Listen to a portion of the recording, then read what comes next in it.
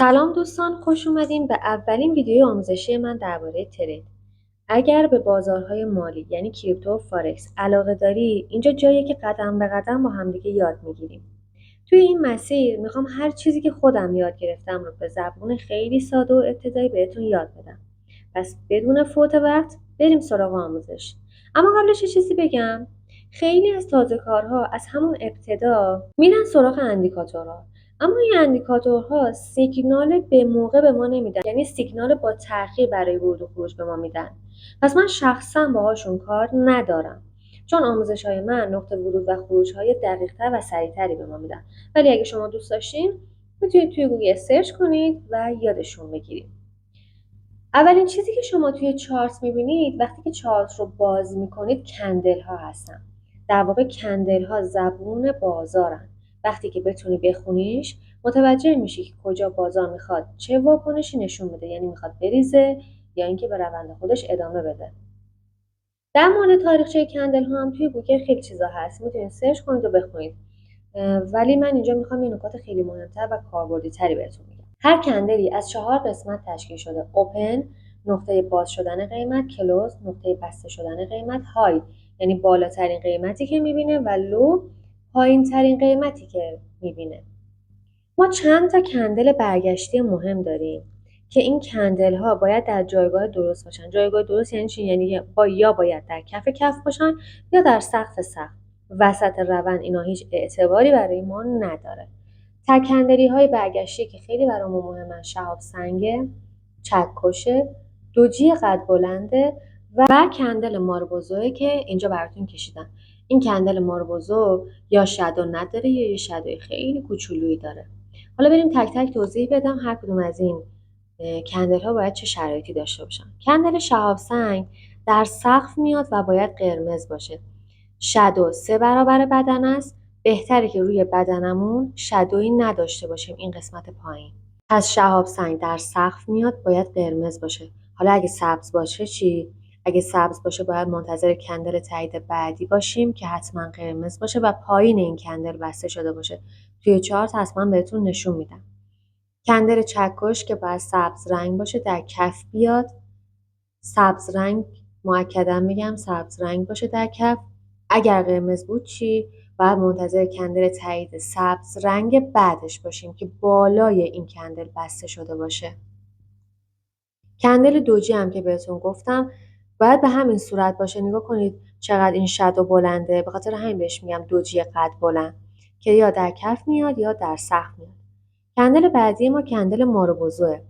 کندل ماربوزو توی سقف سبز رنگ میاد و باعث میشه شما رو گول بزنه، چون فکر میکنید چون این پرقدرت میاد به سقف میخوره و شما فکر میکنید همچنان قیمت میخواد صعودی باشه، در صورتی که بعد از این کندل بازار برمیگرده و نزولی میشه. پس در سقف سبز رنگه، در کف قرمز رنگه. حتما روی چارت بهتون نشون میدم که چه جوریه. ولی قبلش بیاین یه نکته طلایی در مورد کندل های برگشتی بهتون میگم. اونم اینه که اگه توی سقف یا در کف 2 یا تعداد بیشتری ما کندل همجنس داشته باشیم. یعنی چی؟ یعنی اگه تو سقف 2 تا شهاب سنگ داشتیم یه سیگنال قوی تری برای ریزش به ما میده. اگه 2 تا دوجی داشتیم چی؟ بازم به همین صورته. 2 تا دوجی که بلافاصله پشت هم دیگه بیان به ما سیگنال برگشت بازار میده. بریم روی چارت این چیزایی که گفتم رو با هم دیگه ببینیم. 2 تا کندل همجنس در سقف اومدن و بعدش ببینید بازار ریخته. کندل ماربوزو که بهتون میگم به این صورته، در سقف نگاه کنید چقدر پرقدرت اومده. افراد مبتدی فکر میکنن که از اینجا به بعد باز میخواد پامپ بشه، در صورتی که بعدش بازار ریخت، ریزشی شد. کندل دوجی در کف رو نگاه کنید چقدر قشنگ به شما سیگنال برگشت بازار داده. کندل شهاب سنگ در سقف که قرمز اومده بعدش ریخته. کندل شهاب سنگ خیلی عالی داریم در سقف اما سبز رنگه.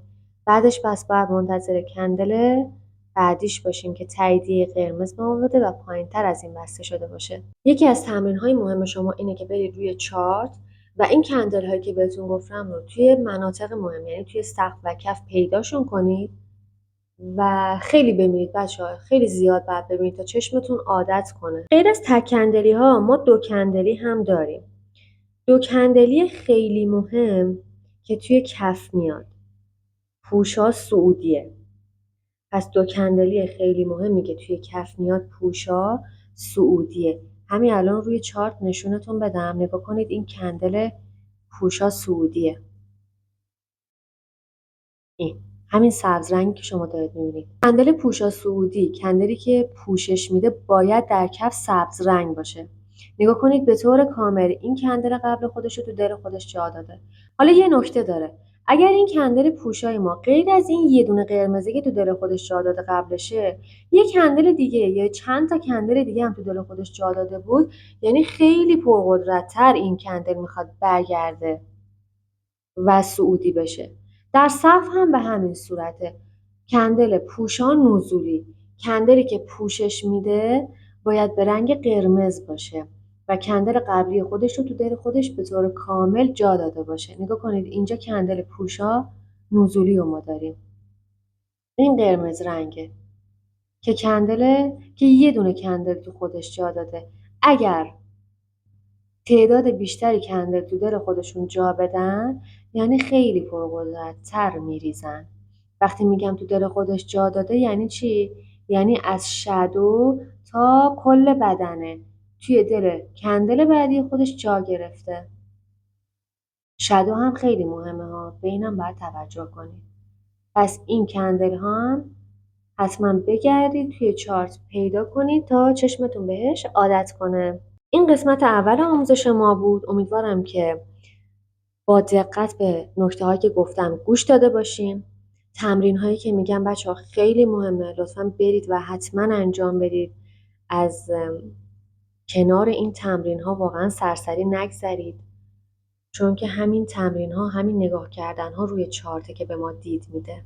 امیدوارم که مطالب براتون مفید بوده باشه و تا قسمت دیگه در پناه خدا باشید.